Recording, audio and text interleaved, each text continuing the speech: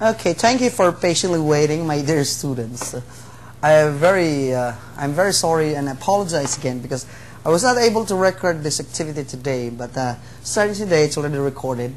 But shall proceed with the objectives of our lecture, especially on the livelihood project. So the specific objectives of this project is that the program aims to specifically provide a livelihood assistance and employment opportunities to farming and fishing communities. So that means to say that by the objective itself, it's livelihood assistance and employment. It's what they can do. It's an opportunity for them to earn income. But specifically both the farmers and the fishers or fishermen. So provide livelihood assistance. The second one, of course, is to develop and enhance their entrepreneurial skills of farmers and fisherfolk in managing rural-based enterprises.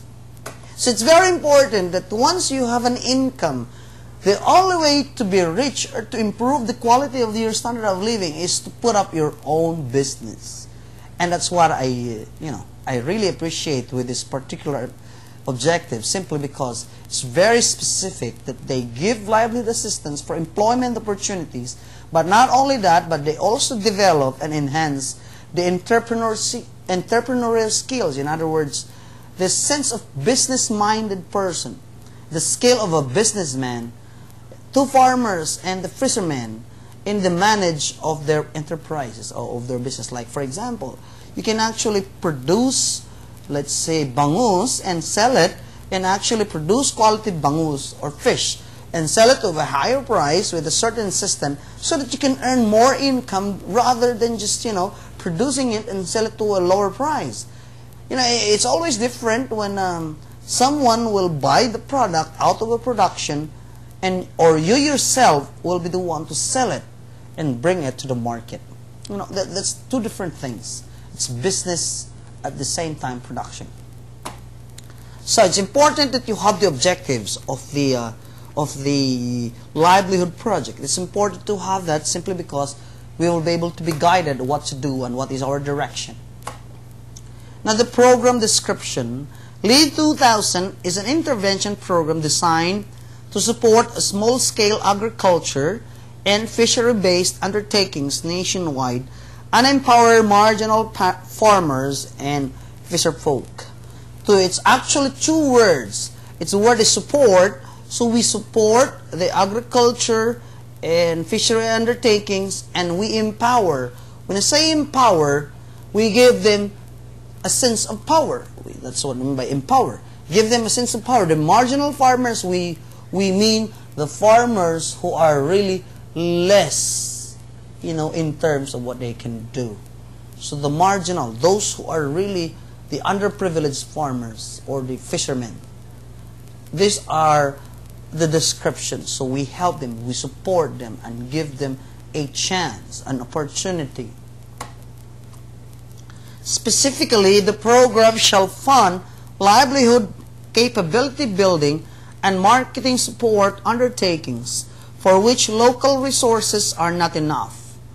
Now, the livelihood project are envisioned to serve as a proponent's jumping board for gainful participation in agriculture and fisheries modernization.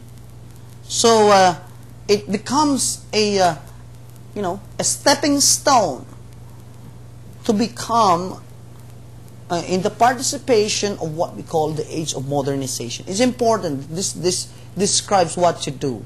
It's actually a livelihood funding and support undertaking so that the local resources will be enhanced. What I mean by enhancement? It's development. Okay, without the help of others, let's say for example, there are other people who lack the ideas because of poor knowledge, of poor education. There are people in the government especially, or non-government organizations, who are giving information about these things, and they're actually more knowledgeable than the farmers ourselves, or those farmers, so they give inputs. They're actually giving them a wide perspective so that their plans, their programs in their minds will be now different, and they think globally, not like before, when you are ignorant about things, let me tell you something, my dear students. When you are ignorant about things, you would never think big. It's just you think simply. You think about what you eat, you think about what you do normally in a day. But once you are educated, you plan, you redirect, you envision, you set a goal. These are the things that I will do in the future. So that is why, you know, the best way to do that is to educate people. And maybe this particular program is that particular description. Not only giving them or providing them the needs, but also developing their minds.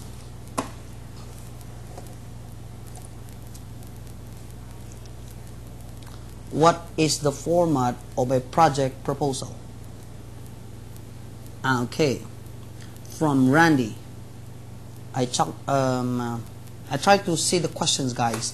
Randy, I already gave you the format of the project proposal. Let me go back to the slides for you. Okay, you are not checking the notes here. The format we have here, livelihood project. So the livelihood project here, these are the things for this one.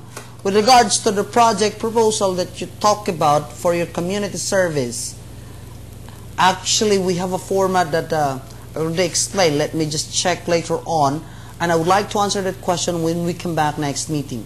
Make sure that you are listening to me so that you'll be able to understand this. Now, give me a second. Let me check on the